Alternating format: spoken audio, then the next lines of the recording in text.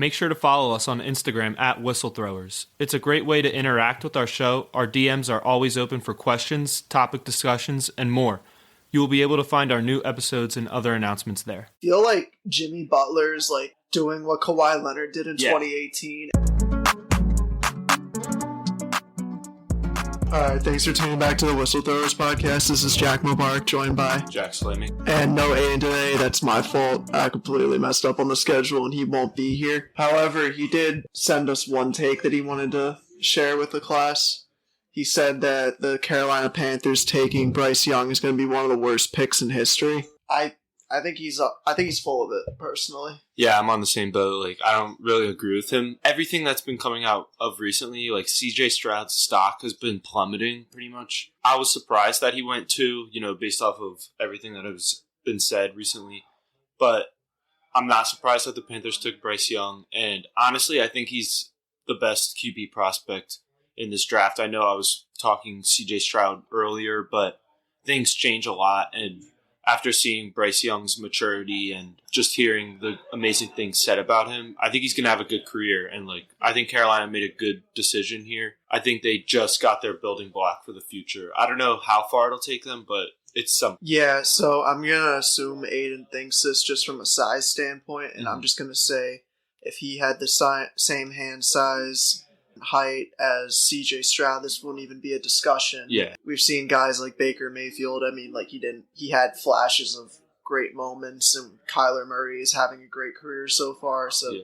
I think he's better than both of them by a lot. I definitely could see him making something of himself. Yeah, and if you remember too, when Baker Mayfield got taken number 1, he was a guy that sort of had the Levis upside, or at least stock rising, because Mayfield was supposed to be one of those back-end QBs that may have, been talked about a little bit in the first round and then slips to the middle rounds. And then it sort of happened really quickly and suddenly that his stock rose incredibly high. And then all the rumors came out that the Browns wanted him and they ended up taking him. And I mean, obviously now it's easier to look back in hindsight and say that was a mistake. That's not what you see with Bryce Young. And that's why I don't think the concern of his size is that malleable. I mean, in this day and age, the athleticism can carry you. It's not like Bryce Young lacks anything in his arm.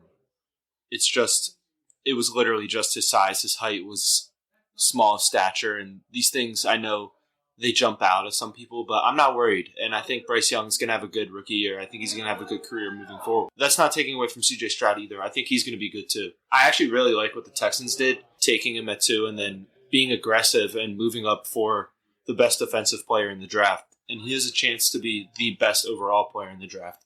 Will Anderson's going to be a beast. They just took the 2 cornerstones that can change those sides of the ball. QB changes the offense, and then on the defensive side, an edge rusher that gets after the quarterback like that, the way Will Anderson does, that's game-changing. Can do a lot. The draft is happening right now. We're on pick 20 as we're recording this, so we're going to talk more about it next week. We do have a lot to cover still with the NFL, so since we last talked, the Aaron Rodgers trade finally happened. So the Jets received Aaron Rodgers, the 15th pick of this draft, and a 2023 5th-round pick, which is number 170 overall. And the Packers got pick number 13, a 2023 2nd-round pick, which is number 42 overall, a 6th-round pick, number 207 overall, and a conditional 2024 2nd-round pick, where it's probably going to be converted to a 1st-round pick if Rodgers plays 65% of the snaps, which he definitely will this season.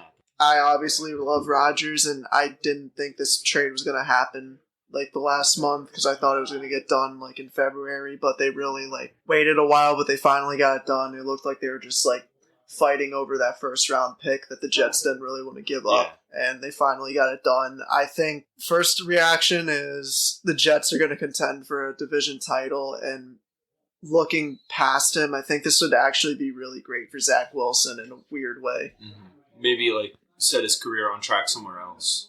Yeah, obviously Rodgers is his favorite player, and he said it multiple times, and I think I just get the sense he's been a little egotistical in the past, but maybe he'll set it aside just from the standpoint that his role model is going to be taking over for him, and he can take some more stuff with him and move on to another team. Yeah, agreed. And honestly, he doesn't really have a choice at this point either. The fact of the matter is, he's going to be the backup QB if he's there. He's not beating out Rodgers for a spot. They're not even going to consider it. Like, let's be real. The Jets are not even going into this camp saying Wilson has any chance of starting. It's 0%. Rodgers is 100% going to be the starting QB week 1. Zach Wilson doesn't have a choice here. If you want to remain in the NFL, if you want to have at least an opportunity getting a second contract, you have to be a sponge right now because that's all you can really do. I mean, like I said, you're not taking the job, and you're learning behind a Hall of Fame QB that has done an immense amount in the NFL. I mean, we can go through all the accolades,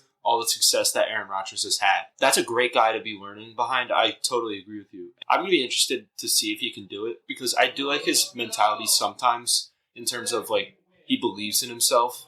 And I think that you need that, but also at times I think it can get in the way of performing well, if that makes sense. Yeah, he definitely, like, I think we saw, like, the bad sides of his ego all of last season, 100%. but I will say it again, like, I think Rodgers being there is just going to, like, be a change for him. Yeah. Because, like, when he said in the offseason that he's going to give whoever who gets the job, he's not going to be able to do anything against him, and he knows it. He was expecting, I don't know, Derek Carr, and I think maybe there could have been a competition there, but and also, I mean, that shouldn't stop him either, though, because you should still just give your all in practice and at least make the attempt to beat out Rodgers, but we all know it's not happening. It's not happening. Yeah. On the other side of the ball, I'm really looking forward to seeing what Jordan Love will do.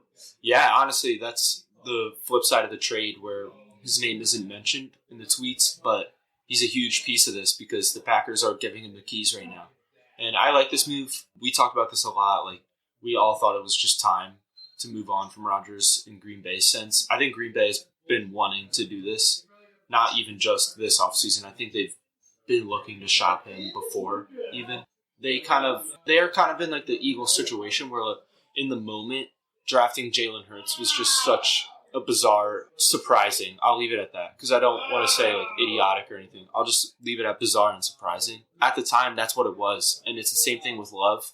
And we all see how the Eagles lucked out. Like, Wentz went off the rails, and Jalen Hurts has put them back at the upper echelon that they were in 2017. The Packers could have the same thing. Like, Love, again, he was behind Rodgers for 2 or 3 years, taking in that playbook. Matt LaFleur's a great coach, a great offensive mind at the very least. I think this could be great for Love, and I think that the Packers kind of played their cards right with him. You know, I don't think drafting him was necessarily the right move, but you did, and he's on your team, and I think they're playing it right in that sense. Yeah, I will agree. Like, there was, even back then, like, the thought of Rodgers leaving, and maybe it may have been a year early, but, like, they still needed a plan eventually. Yeah. Would I have done that if I was the front office? No, but they have him now, and I think he's going to be good, and, like, the last couple quarterbacks they had have been amazing. So yeah, and he's another guy, like, sorry to cut you off, but he's another guy where, like, you just don't know that much about him.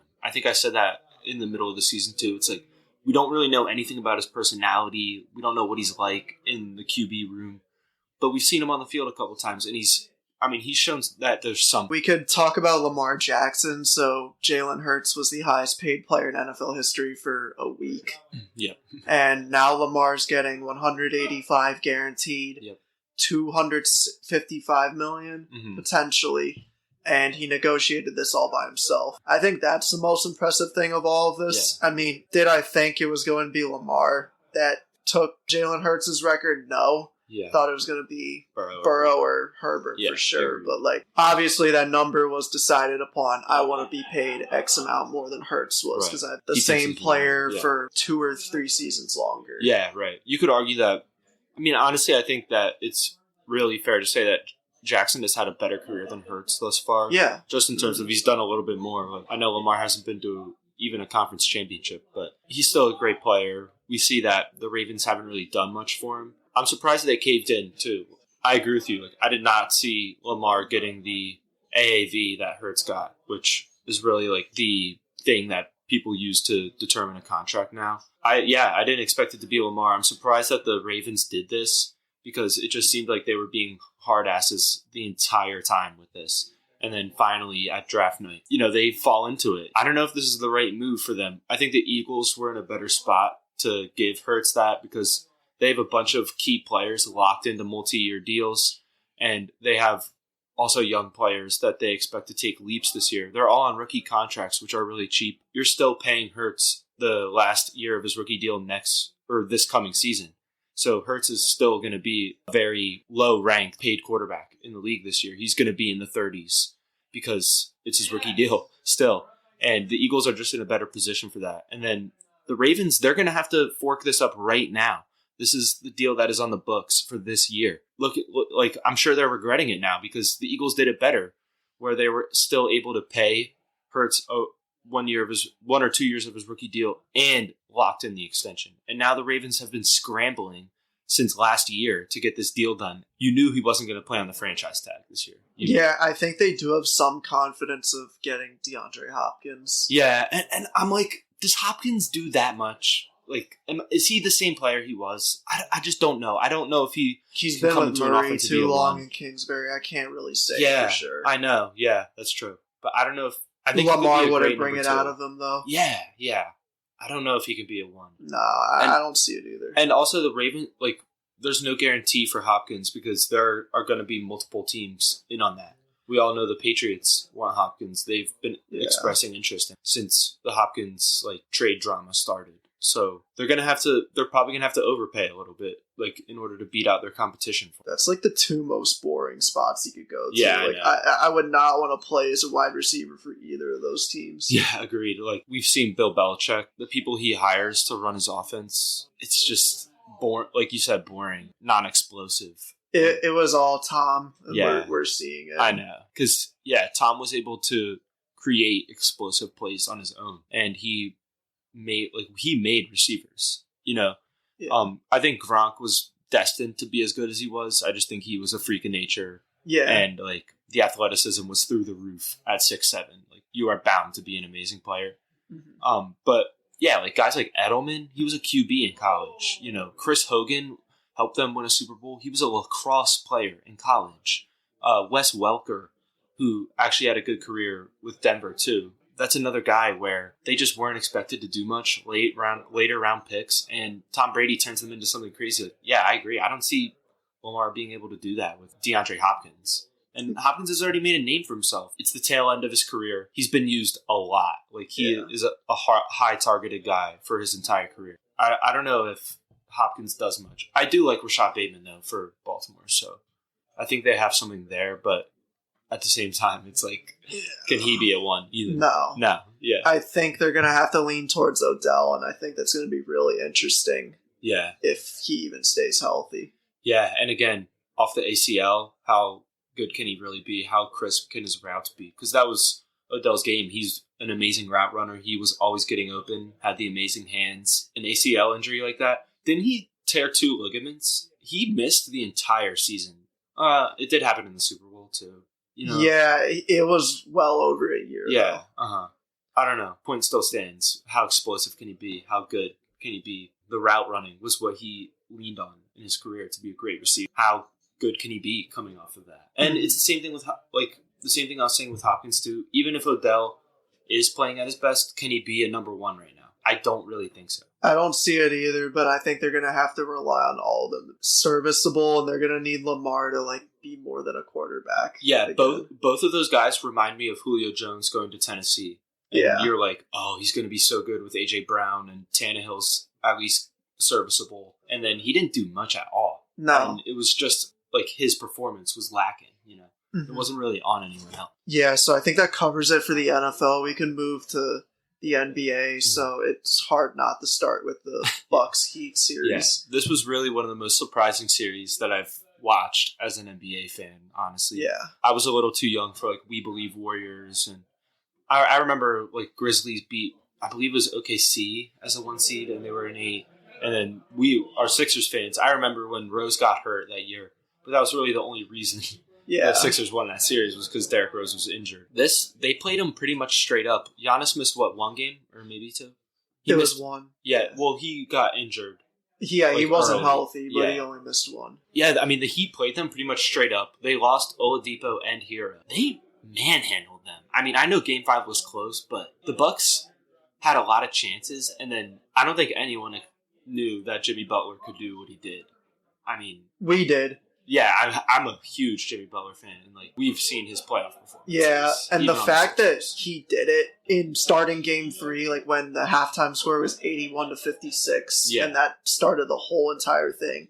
Mhm. Down Tyler Hero, who makes up a large chunk of their offense too. Like it's just mesmerizing because like on paper you think the Bucks should like wipe the floor with them. 'Cause they have no size. Like Yeah, they lost like half their offensive production in Hero. Like there's yeah. really nothing there for them besides Jimmy Butler and the streaky white shooters. Against Milwaukee, who has a top 3 defense in the NBA. Yeah, and Drew Holiday was guarding Jimmy Butler the entire series. Yeah, and then like even if Butler's coming off screens, he's just running right into Brook Lopez. Yeah. And it's like, I'm so surprised that Miami was able to do that much. And honestly, I think Sixers and Celtics fans should both be scared of Miami because I think Miami's getting past the Knicks. Oh, And, easily. yeah, I mean, dude, that conference finals is going to be a dogfight, whoever gets there. Yeah. I mean, they should both be scared because Miami, they're sneaky. They're really sneaky. And Spoelstra is an all-time great coach. Yeah. He moved into top 5, I think, for all-time playoff wins. I could be mistaken, but he might be like 7 I or feel like 6. he's higher on that. He just got his 100th, so then his 101st puts him above the other guy he was tied with. So I think he's like 5 or 6. Yeah, I feel like Jimmy Butler's like doing what Kawhi Leonard did in 2018, and he's kind of what everyone thought Kawhi Leonard was going to be the entire time he was with the Clippers. Yeah, And I know injuries derailed it, but the point still stands. yeah, but Jimmy Butler has had injuries too. But Yeah. like, I don't know, like I don't want to like shit on Kawhi because everyone's been doing that recently, but like he's not himself anymore. Yeah, like, agreed. when he's on the floor, like you're just not scared of him like you were in 2018. When he was healthy, though, like he was owning the Suns, and then he gets hurt. Yeah. So like, I think fully healthy, he still would be, but it's like that's the thing is he can't stay fully healthy. He hasn't been fully healthy since 2019. That's really tough. I think Butler has been more durable, and then he's done more, in that time frame. Did you see what Stephen A. said about Kawhi? No, what? He said that the Clippers should force him to retire, and he said that Kawhi is the absolute worst star to build your team around because not only can he not play when it matters most, he does nothing to market your teams for you. That's so tough because, I mean, it's like when he's fully healthy, he's like, is Jimmy Butler capable of taking over and dominating a game? Stephen A's right. Like, if he's not coming on the floor for you in the biggest games, like, yeah. And he hurt them so much this year by doing all the load management so that they weren't able to get a higher seed. And you have to wonder if they had Kawhi and PG healthy the whole year in a West that didn't look that great. Yeah, it would have been a very different series. Wait, so Denver won how many games? 52? Or 53. 53? I mean, could Kawhi and PG Clippers get to 55? I definitely think they could. I think they could have too, and that's why I don't want to like go all out on Kawhi. Yeah, but that's like also they didn't stay healthy. That's just what it is. They just didn't. And he was going through that off-court issue too, so that definitely had something to do with it. Yeah. But yeah, I had higher hopes for that series. Same. Like I thought Clippers had it in the bag, but the Suns just completely came back. And we said it when the Clippers won Game 1. Like, it would be a disappointment if they don't win the series now. Because you took home court advantage. Like, you took stranglehold of the series. Yeah, Kawhi got hurt. That just adds to the disappointment. It's a disappointment. Yeah. No doubt. They should have won that series. And if you guys hear the live audience downstairs, the Boston Celtics are currently up 8 with 2 minutes left on the Hawks. So I was hoping the Hawks could push it and maybe steal that 7th game. But, I mean, we all kind of knew this. I think we're all surprised the Hawks took 2. yeah, DeJounte Murray went absolutely quiet this game. 11 really points, bad look. 4 for 12 shooting. Yeah, it's a really bad look because of what you did to the ref after Game 4. Yeah. Like, that's a terrible look, and you couldn't help your team coming back from the suspension. I think that's something that I like about Draymond Green, because Green got suspended. Like, yeah, he shouldn't have done any of that. Like, he should have been smarter. But the Warriors still won the game. They missed him. And then he came back and had a game-saving block on Domantas Sabonis. Like, he impacted the game very heavily. That's just a shame that Murray couldn't do that. And that, again, they just traded for you. Like, this is the time when they needed you to step up. I feel like this was such a weird season for them. Yeah, it was. Because I never foresaw Nate McMillan getting fired I know, for I a didn't long either. time, but I also think, I know he had a lot of turmoil with the players, but yeah, I know Trae Young did not like him. yeah, he just seems like a better coach to to just get fired. And again, I mean, we both agree that if the Sixers lose this second round series, Glenn Rivers is done with the Sixers. I think we can both agree on that. Yeah, 100%. I would look at Nate McMillan. Oh, yeah, for Yeah. sure. Kenny Atkinson. Yeah, Nick Nurse. I like Nick Nurse. I do too, but I feel like just from a fan standpoint, he would have pissed me the hell off watching him. Agreed. I hate playing the Raptors because of Yeah. him. Yeah. I agree. And if we got Nick Nurse too, the national media would blow up. Like, we would be the crybabies of the NBA because we complain a lot. Mm-hmm. I mean, every team complains pretty much an equal amount, but it would just be more glaring because Nick Nurse is your coach. Yeah. Which it is. I don't. The Timberwolves got gentlemen swept by the Nuggets. All there is to take away from this is Anthony Edwards is really what we thought he was going to be drafted. He's the real deal. He's amazing. Yeah. I hope he can figure it out somewhere because I hope he wins a championship. Yeah. He's that type of player. He's entertaining as hell. He's one of those guys, when he's in isolation, you just can't take your eyes off. Yeah, do you know how many years he has on his deal? No, I'm not sure. I think that he should be due for an extension this summer. I hope he doesn't take it. Yeah, same. There's nothing there for them because obviously they have to keep Cat. I can't watch that team. I want if he was up for trade. I wonder what teams would be calling. I feel like the Nets would. I think like an interesting place would be Toronto because they have a bunch of like scrappy players and dudes who can hit threes. If they just had that elite level scorer, they thought like the Raptors thought Siakam or Van Vliet would be an elite level scorer. If they had the elite level scoring of Anthony Edwards, I think they could make a lot of noise. Definitely thought Pascal would be a lot better than he is right now. I kind of saw through Fred VanVleet though. Like, he's just not that upper echelon of scorer, but like Pascal was able to do like a lot more. Like, he was probably one of the more dynamic fours in the league for a while. So if you like swapped VanVleet and Edwards, because that's a pretty scary. I can't picture that. There would have to be a lot more into that. I wonder if they'd have to give up Siakam because then I wouldn't do it. Yeah, no, I wouldn't either. Because your goal should be to pair Edwards with Siakam. Just one more thing about Minnesota too. Like, it was so embarrassing watching them. Like, you're getting secondhand embarrassment because everything that happened was so public and stuff. And it's like that was a team that had no camaraderie. Yeah, nothing around them was working outside of Anthony Edwards doing it himself. Mm-hmm. And this kind of makes me think that Denver's in trouble in the next round because I think Minnesota played them like really close over 5 games. And then they just couldn't get over the hump in any of them, really, because of what I said. Phoenix looked really good. Booker was going crazy, and if they just tweak some things around him, a couple players have to play a little bit better. I think Denver's in for a lot of trouble, or at least like an insane dogfight series. Yeah, I don't see the Nuggets winning this series. I can agree with that.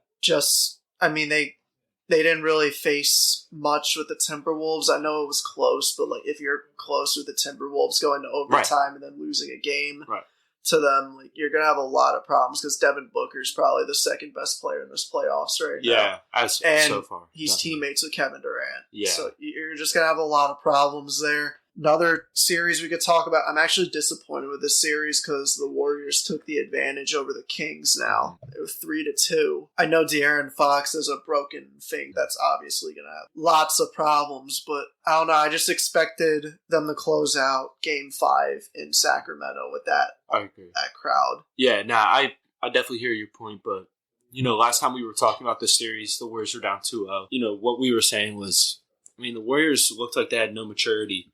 And they didn't look like the team that has been to, 6 finals actually, and lost 1-4 of them. Ever since we had that conversation, they've completely turned it around and they've looked back to what they have been for the Steph Curry era. It's a shame to see the Kings going out like this. Like, they still have a chance, obviously, because they could win in Golden State. They're good enough to do it. I think that the Warriors really got the upper hand here. And if the Kings do go out, I don't think it's sad at all for them. Like, I think they put up an insane fight with one of the best teams in the playoffs. It was just the youth and the inexperience, I think, that kind of led Golden State to taking the upper hand. So I don't think they should be worried at all. I think this was a good building block for them moving forward. I think they should keep that core. Yeah, That core is good to me. I'm really interested to see if guys want to go there now. Yeah, I Because agree. I know a lot of opposing players probably saw that atmosphere and they're like, oh, wow. Yeah. Like, I didn't know that it was there. And we see NBA players flip-flop all the time. Yeah. Like, it's incredible. We were just talking about Edwards possibly winning a trade. That could happen. There are a lot of players that could leave in free agency, could leave via trade. Yeah, Sacramento has got to be one of the brighter destinations. I know it's not like a big city, it's a small market, but like you were saying, that looked so fun to play in as a home player. Mm-hmm. And they have a really good team. There's no taking away from that. And Sacramento has to be aggressive in adding someone else. Yeah, I would definitely look for, not trading, because, they don't really have much to offer. Yeah. Would be worthwhile for other teams outside Monk, Sabonis, and Fox, and I wouldn't want to tear that up if I was the team right now. Yeah. So, the Celtics have officially beat the Hawks, and they're slated to play the Sixers now. Game 1 will be Monday. I've been saying it. I think that he's going to play through this, and I think he's still going to be really good. I think he'll still be at his level. I don't think it's going to bother him as much as we may have thought. Regardless, it's on the other players for the Sixers. Your guys have to step up. Harris and Maxey, who played so well against Brooklyn, they need to be what they were against Brooklyn, because those are two players that have sort of dimmed out against the Celtics, and that's why the Sixers haven't really been able to get over that long, dreaded hump of Boston.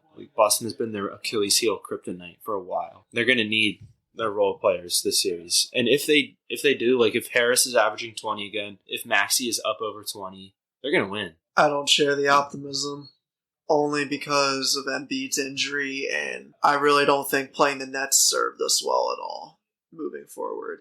Maybe, but honestly, I'm in the boat of, I think the Nets are a better team than the Hawks. Then who? The Hawks. I think we played a better team. I disagree.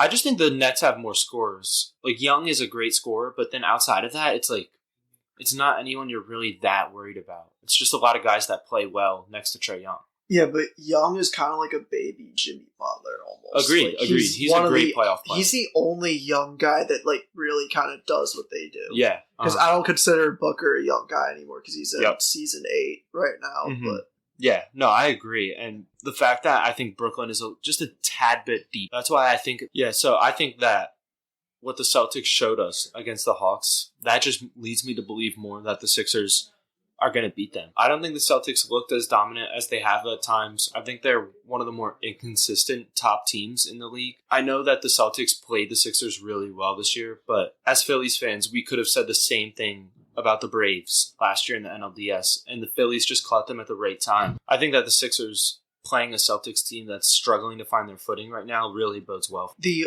only sliver of hope I have is that the Celtics have a problem with Jason Tatum. I don't want to call him a choke artist, but he's definitely not a playoff performer yet. Yeah, no, and agreed. Joe Mazzulla is not Ime Udoka. They actually kind of need more of a coaching presence that he does not have yet because he doesn't have experience. Yeah. And it's not just Jason Tatum. A lot of times when he is playing well in the playoffs, Jaylen Brown will have an off night. Yeah.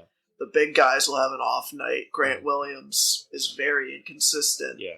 Al Horford hasn't been great this playoffs at all. They haven't, but they just do turn it on against the Sixers. So. I know. That's the thing that does scare me a little bit with them is they seem to play really well against the Bucks and Sixers. But again, I think that if the Sixers really hone in, focus, play at their best level, I think that they're going to take it. I need to see it.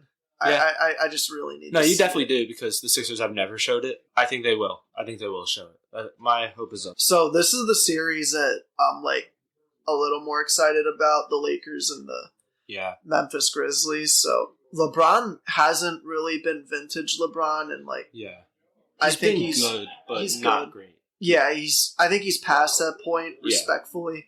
Anthony Davis has been picking it up. He's playing how he should have been playing and how he's been playing in the bubble. But the thing is, D'Angelo Russell has been incredibly inconsistent, crappy shooting percentage. They haven't really looked to Dennis Schroeder or Malik Beasley. I don't really know what happened with Malik Beasley. It looks like they stopped playing him entirely. Yeah, I'm confused on that too. I think this is a series for sure. Even when the Lakers were up 3-1, I was Not really. I mean, obviously you have to be a little bit worried. You know, you're facing elimination every game now if you're the Memphis Grizzlies. But at the same time, I thought that the chances of them coming back and taking the series were about 50-50. Like, I think Memphis is just a better team than LA. I think LA is playing hotter and better. I still think that Memphis is a better team. I think they just needed to get their footing. They owned Game 5. That was a good win for them. They can do that in Game 6. They can win on the road in LA.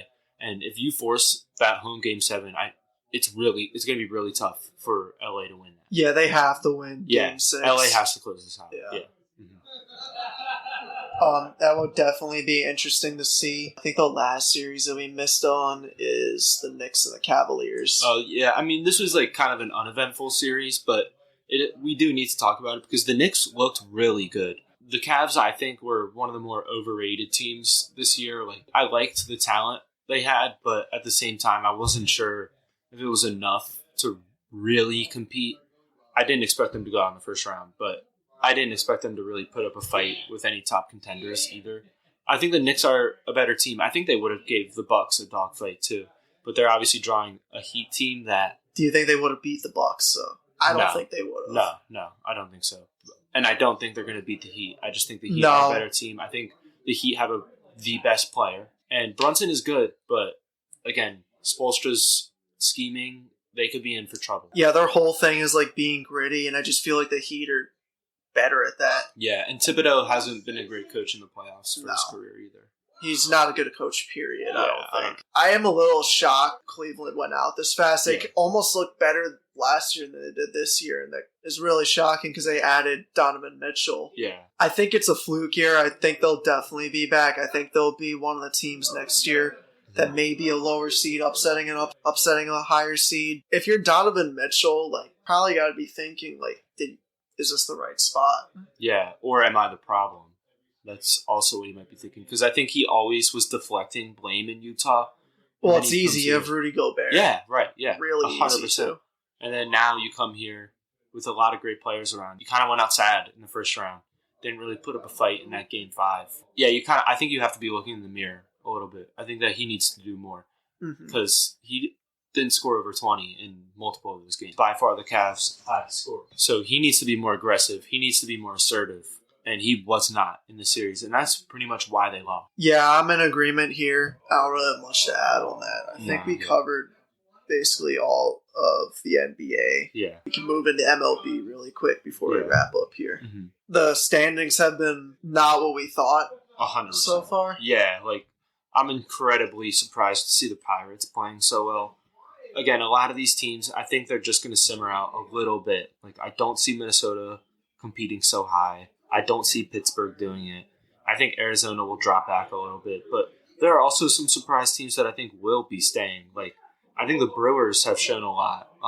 Their offense was supposed to be the question mark this year. They've actually had a pretty good offensive year, and the pitching is what you thought it was going to be. I think Minnesota also has a pretty good shot. Correa is a great player, and that's definitely going to help you offensive pitching-wise. I think they're a little shaky, but also they don't play in a great division. They only really have to worry about the Guardians, who are not really a great team. So I think that they have a shot to stay up there. And, I mean, we can both agree, like, the Braves, super hot. They're going to stay. And Tampa Bay is a really, really good team. They're definitely going to stay up there. I mean, Baltimore, I think they're going to hold that first wild card spot for the entire season. Like, I think they might even give the Rays a run for their money. They've looked really good. Yeah, I'm definitely surprised to see Baltimore above the Yankees. Yeah, the Yankees have looked really sluggish so far. And it's the offense. Which is surprising because they have last year's home run leader. Yeah, right. And, I mean, dude, playing in that ballpark, too, is like, how can you not be putting up 4 runs a game? Yeah. Just at home alone. It's kind of not fair how, like, small that ballpark is. I agree. But it's like, it's the tradition, you know? Yeah, like, you can't take it away from Judge because I think all of his home run balls would have been home run balls everywhere. Yeah, right. Like, he's a dude who just straight mashes it. Yeah. I am surprised to see the Angels above 500 so far. Yeah, I mean, they kind of looked slow at the first, and then they've come out of the gates a lot better now. Again, I don't know if they can keep it up, but Trout and Ohtani in your lineup, and then Ohtani pitching as well as he is. Ohtani's been a top 2 pitcher this year. It's really been him and Garrett Cole in the AL. You're going to win a lot of games, so I could see them doing it. And, like, Seattle has gotten off to a really slow start. They do not look as good as they did last year. Like, I could see the Angels kind of taking over that spot. Yeah, I could see it too, because like they only really have Rodriguez over there. Yeah. Like, it's kind of hard to match what he did last year. Right, yeah. And he was my AL MVP, and he has not started well at all. But, you know, a lot of time, so. A team I am surprised is down so low is the Cardinals. Yeah. So, I mean, like, obviously they lost, like, their veteran leaders last year, but, like, they weren't contributing much to the field, really. And you still have Nolan Arenado and Paul Goldschmidt. Yeah, and Walker's looked really good, too. I definitely think they're going to make a run for a wild card spot at least. So, yeah, I agree. Because like I was saying before, I expect Pittsburgh to drop down. I expect the Brewers to really take control of that division. And yeah, I could see, like, the Cardinals are going to be fighting because they do have the talent. Like, there's no reason for them to be this low. You know, they're still under 10 wins, right? Oh, they just got 10 got 10. So, I don't know. They shouldn't be this bad. There's just too much talent to be this bad right now. Yeah, the Phillies just got 500 today. Yeah, they're really hot right now. 7-3 in their last 10. They've been looking really good. I think this is the Phillies that we can come to expect. I'm not ready yet because we don't have Ranger yet. True, yeah. I mean, and Wheeler and Nola kind of suck still. Yeah, they have looked really bad. But I think that's the encouraging thing is, like, it's really only the starting pitching that's holding you back so far. And I think we can expect this to get back on track. Like, Strahm has looked really good as the 5th starter. Walker's been okay. But yeah, like you said, you need Ranger Suarez back. You need Aaron Nola and Wheeler to start pitching at the level that they can. Like, I think that they will. And if your bullpen is as good as it has been, I mean, the Phillies have a top 5 bullpen in baseball right now. Yeah. It has been unbelievable the last 15 games. And the offense is the offense. Like, I think they continue to put up runs. I know that they only won 1-0 today, but they've been putting up good numbers, and I think it's only going to get better as the weather gets. Yeah, definitely. And Harper. Yeah, Harper's said he could come back next week. He might be back May 5th against the Red Sox this Friday, not tomorrow. A week from tomorrow. Work. I wish I could go. I'm going. I'm going to be there. Yeah, lucky. Do you have anything else? No, that's okay. I think that could wrap it up for this week. So next week we'll give like an in-depth draft analysis as we get more of the picks. Look out for that next Saturday, and until then, we'll catch you next time.